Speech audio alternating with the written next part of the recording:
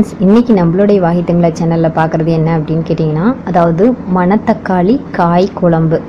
மணத்தக்காளி கீரை பார்த்துருப்பீங்க, சமைச்சிருப்பீங்கன்னு நினைக்கிறேன். மணத்தக்காளி காயில் கூட நீங்கள் குழம்பு வைக்கலாம், புளிக்குழம்பு மாதிரி வைக்கலாம். இல்லை நான் இப்போ சொல்லக்கூடிய குழம்பு தோசை இட்லிக்கு ரொம்ப அருமையாக இருக்கும். அந்த மாதிரி குழம்பு தான் நம்ம இப்போ தயார் பண்ண போகிறோம். அதுவும் முக்கியமாக பார்த்திங்கன்னா மண் சட்டியில். நான் ஏற்கனவே மண் பாத்திரத்தை எப்படி பழக்கிறது அப்படின்னு சொல்லிட்டு நான் ஒரு வீடியோ போட்டிருக்கேன். அதனுடைய லிங்க் கொடுக்குறேன், அதை போய் செக் பண்ணி பாருங்கள். அங்கே காமிச்ச அந்த மண் கடாயில் தான் நான் இப்போ அந்த குழம்பு வைக்க போகிறேன். இந்த குழம்பு நீங்கள் என்ன பண்ணிக்கலாம் அப்படின்னு கேட்டிங்கன்னா, இட்லிக்கு தோசைக்கு எல்லாத்துக்குமே பயன்படுத்தலாம். சாதாரணமாக இட்லி தோசைக்கு நம்ம தக்காளி சாம்பார் இதே மாதிரி வச்சுக்கிட்டே இருக்கோம். இதில் எந்த ஒரு நம்மளுக்கு பார்த்திங்கன்னா நல்லது அப்படின்னு சொல்லிட்டு சொல்கிறதுக்கு எதுவுமே இல்லை. முக்கால்வாசி நம்ம காய்கள் போட்டு சமைக்கிறது ரொம்ப நல்லது. அதுவும் பார்த்திங்கன்னா இந்த மணத்தக்காளி காய் அப்படிங்கிறது புளிக்குழம்பு வச்சிங்கன்னா அவ்வளோ டேஸ்ட்டாக இருக்குங்க. இப்போ நான் சொல்கிற மாதிரியே புளிக்குழம்பு வைக்கலாம். நான் புளி ஊற்ற போகிறதில்ல. நீங்கள் கொஞ்சம் இதில் புளி ஊற்றிட்டிங்க அப்படின்னா நல்லா வாசனையாக இருக்கும். நீங்கள் சாதத்தில் போட்டு பிசைஞ்சு சாப்பிட்லாம். அந்தளவுக்கு டேஸ்டியானது. மேலும் பார்த்திங்கன்னா மணத்தக்காளி கீரை எப்படி வயிற்றுப்புண் வாய்ப்புண் ஆற்றுமோ, அதே போல் மணத்தக்காளி காயும் பார்த்திங்கன்னா வயிற்றில் இருக்கக்கூடிய புண்ணு ஆற்றும். அல்சர் பிரச்சனை இருக்கிறவங்க ரெகுலராக நீங்கள் இந்த மணத்தக்காளி கீரையோ இந்த மணத்தக்காளி காய் ஏதாவது ஒரு விதத்தில் உடம்புக்கு எடுத்துகிட்டு வரலாம். இந்த மாதிரி மணத்தக்காளி வத்தலில் சமைச்சு சாப்பிட்ருப்பீங்க. இந்த பச்சையாக மணத்தக்காளி காய் யூஸ் பண்ணி எப்படி சமைக்கிறதுங்கிறது தான் இன்றைக்கி வீடியோவை பார்க்க போகிறோம். வாங்க வீடியோக்குள்ளே போகலாம். வீடியோக்குள்ளே போகிறதுக்கு முன்னாடி இதுதான் முதல் முறையாக நம்ம வாகை தமிழா சேனலை பார்க்குறீங்கன்னா மறக்காமல் சேனலை சப்ஸ்கிரைப் பண்ணிக்கோங்க. சேனலை சப்ஸ்கிரைப் பண்ணால் பார்த்தாது பக்கத்தில் கூடிய பெல்லைக்கானை கிளிக் பண்ணிங்கன்னா தான் இந்த மாதிரி வீடியோ அப்லோட் பண்ணோன்னே உங்களுக்கு நோட்டிஃபிகேஷனாக வரும். நம்ம வாகை தமிழா சேனலில் முழுவதுமாக பார்த்திங்கன்னா மருத்துவ குறிப்புகளும் பாரம்பரியமான உணவு பழக்க வழக்கங்களையும் பற்றி தான் நான் போட்டுட்ருக்கோம். இப்போ வாங்க வீடியோக்குள்ளார போகலாம். இதுக்கு பார்த்திங்கன்னா இந்த மாதிரி நல்லா மணத்தக்காளி காய் பறித்து எடுத்துக்கங்க. இந்த மணத்தக்காளி காய் நான் ஏற்கனவே இது சந்தைகள் எல்லாம் கிடைக்கும். இல்லை அப்படின்னா 2 கட்டு கீரை வாங்கிட்டு வந்தீங்கன்னா அதில் நிறைய மணத்தக்காளி காயெல்லாம் தனியாக பறித்து எடுத்து வச்சுக்கலாம். அந்த மாதிரி நீங்கள் சேகரிக்கலாம். இல்லை அப்படின்னா சந்தைகள்லேயோ உழவர் சந்தையில் பார்த்திங்கன்னா காய் தனியாக விற்கிறாங்க. அதாவது ஒரு டம்ளர் 10 ரூபா அந்த மாதிரி விற்பாங்க. நீங்கள் அந்த மாதிரி காய் வாங்கிட்டு க்ளீன் பண்ணி எடுத்துக்கலாம். அப்படின்னு இந்த மண் பாத்திரத்தில் தான் நான் இப்போ சமைக்க போகிறேன். இதில் பார்த்திங்க அப்படின்னா உளுந்து, தனியா, சோம்பு இது எல்லாமே அதாவது எல்லாம் ஒரு டேபிள் ஸ்பூன் எடுத்துக்கங்க. உளுந்து 1 டேபிள் ஸ்பூன், தனியாக 1 டேபிள் ஸ்பூன், சோம்பு 1 டேபிள் ஸ்பூன், அப்புறம் 2 வரமிளகாய் எடுத்துக்கிட்டேன். அப்புறம் கசகசா கொஞ்சம் எடுத்துக்கங்க. இதெல்லாம் நீங்கள் சேர்த்துட்டு நல்லா வறுத்துக்குங்க. வறுத்ததுக்கு அப்புறமா நம்ம சின்ன வெங்காயமும் பூண்டும் ஒளிச்சு வச்சுருக்கோம் இல்லைங்களா, அதையும் இது கூட சேர்த்துருங்க. சேர்த்துட்டு ஒரு லைட்டாக ஃப்ரை மாதிரி பண்ணிக்கோங்க. இதுக்கு எதுவும் எண்ணெய் ஊற்றி பண்ணணும் அப்படின்னு அவசியம் கிடையாது. ஒருவேளை மசாலா, அதாவது நீங்களே ஏதாவது கரம் மசாலா அந்த மாதிரி அரைச்சி வச்சுருந்தீங்கன்னா அதை கலந்துக்கலாம். அதோட ஃப்ரெஷ்ஷாக அந்த மாதிரி செய்யும்போது கொஞ்சம் டேஸ்ட் நல்லாயிருக்கும் அப்படிங்கிறனால. இப்போ நான் அதை எடுத்து மாற்றி வச்சுட்டேன். அதே கடாயை வச்சுட்டேன். அதில் எண்ணெய் ஊற்றிட்டு எண்ணெய் கொஞ்சம் ஜாஸ்தியாக ஊற்றுங்க. இதே நீங்கள் புளிக்குழம்பு செய்கிற மாதிரி இருந்துச்சு அப்படின்னா அதாவது என்னதுன்னா நல்லெண்ணெய் சேர்த்துக்குங்க. அப்புறம் டேஸ்ட் நல்லாயிருக்கும்.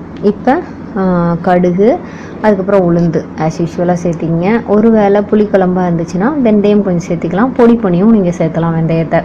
இப்போ நான் அதை அவாய்ட் பண்ணிட்டேன். ஏன்னா நான் வைக்கிறது தோசைக்காக வைக்க போகிறேன். அதனால் நான் அதை எடுத்துட்டேன்.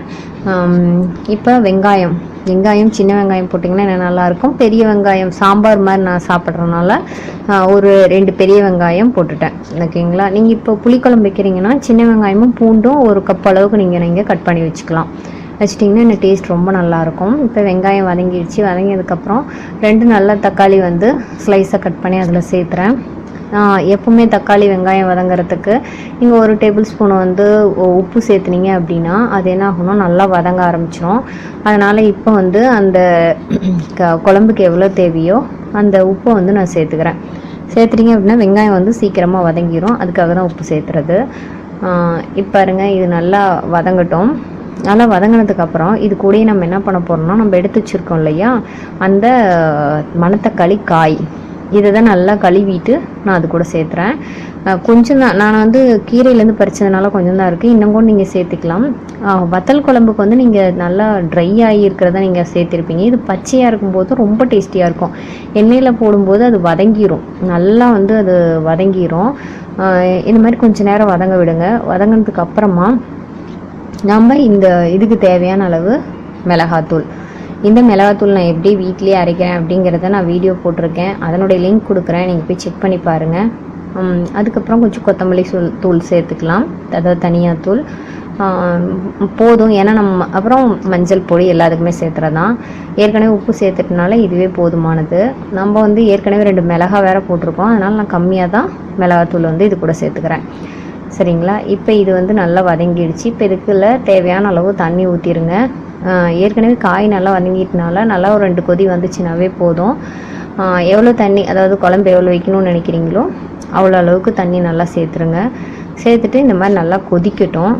தண்ணி வந்து நல்லா கொதித்ததுக்கப்புறமா நம்ம கையில் எடுத்து வச்சுருக்கோம் இல்லையா, அதாவது என்னதுன்னா தனியாக இதெல்லாம் வந்து சோம்பு இதெல்லாம் போட்டு அது கூட 4-5 பல் வந்து தேங்காய் பல்லும் பொட்டுக்கடலையும், இதுதான் வந்து அதுக்குரிய வந்து ஒரு கெட்டித்தன்மையை கொடுக்கும்.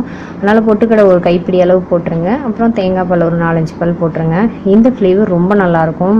காரணம் என்ன அப்படின்னா அதில் இருக்கக்கூடிய பூண்டு, கசகசா, அதுக்கப்புறம் அந்த வெங்காயத்தோட ஃப்ளேவரு, சோம்போடது, இது எல்லாம் சேர்ந்து கிடைக்கும்போது நல்ல ஒரு வாசனையாக இருக்கும். உங்களுக்கு இட்லிக்கு எல்லாத்துக்குமே ரொம்ப நல்லாயிருக்கும்.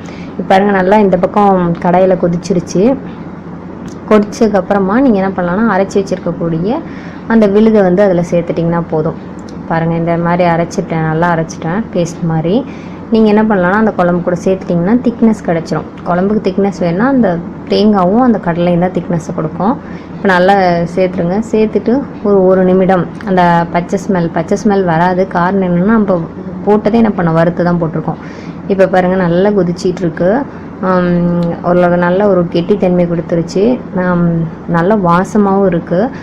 இந்த மாதிரி கொதிக்க வச்சிட்டிங்க அப்படின்னா உங்களுக்கு மணத்தக்காளி காய் வந்து குழம்பு வந்து தயாராகிடுச்சு. இதை தாராளமாக நீங்கள் என்ன பண்ணிக்கலாம் அப்படின்னா இது தோசைக்கோ இல்லை வந்து இட்லிக்கு, இந்த மாதிரி வந்து ஏன் நீங்கள் வந்து சப்பாத்தி கூட இதை சேர்த்துக்கலாம். இது கூட கொஞ்சம் புளியை சேர்த்துட்டிங்கன்னா அவ்வளோதாங்க, இது புளி குழம்பாயிரும். புளி சேர்த்திங்கன்னா இன்னும் செம்ம டேஸ்ட்டாக இருக்குங்க, அதை வந்து சொல்ல முடியாது. அதுவும் நம்ம வந்து இந்த மண் இதில் வேறு செஞ்சுருக்கோம், மண் பாத்திரத்தில். அதனுடைய இதுவும் சேர்ந்து ரொம்ப நல்லா டேஸ்ட்டாக வந்துச்சு. குழந்தைங்க முதற்கொண்டு விரும்பி சாப்பிடுவாங்க. அதோட இதில் வந்து என்னதுன்னா மணத்தக்காளி காயினுடைய நற்பலன் வந்து வயிற்றில் இருக்கக்கூடிய புண்ணை ஆற்ற வல்லது. நிறைய பேர் வந்து பார்த்திங்கன்னா ரெகுலராக டேப்லெட்ஸ் எடுத்துகிட்ருக்கீங்க, அவங்களாம் இந்த மாதிரி ஒரு டிஃப்ரெண்ட்டாக வந்து காய் மாதிரி செஞ்சு இந்த குழம்பு சாப்பிட்லாம். டெய்லி வந்து ஒரே மாதிரி சப்பாத்திக்கு பூரிக்கு செய்கிறதுக்கு இந்த மாதிரி நீங்கள் செஞ்சு சாப்பிட்டீங்க அப்படின்னா ரொம்ப டேஸ்டியாக இருக்கும். கண்டிப்பாக ஃப்ரெண்ட்ஸ், இது ஒரு நல்ல பயனுள்ள தகவலாக இருக்குதுன்னு நினைக்கிறேன். இந்த மாதிரி டிஃப்ரெண்ட்டான, அதாவது குழம்பு வகைகள், பாரம்பரியமான உணவுகளை பற்றி தெரிஞ்சுக்கணும்னு நினச்சிங்கன்னா மறக்காமல் நம்ம வாகை தமிழா சேனலை சப்ஸ்கிரைப் பண்ணிக்கங்க. சப்ஸ்கிரைப் பண்ணால் பத்தாது, உங்களுடைய ஃப்ரெண்ட்ஸ் கூடயும் இந்த வீடியோஸ் வந்து ஷேர் பண்ணிக்கங்க. அப்போ தான் நம்ம பாரம்பரிய சமையல் வந்து அழியாமல் பாதுகாக்க முடியும். தேங்க்யூ ஃப்ரெண்ட்ஸ், இன்னொரு வீடியோவில் சந்திக்கலாம்.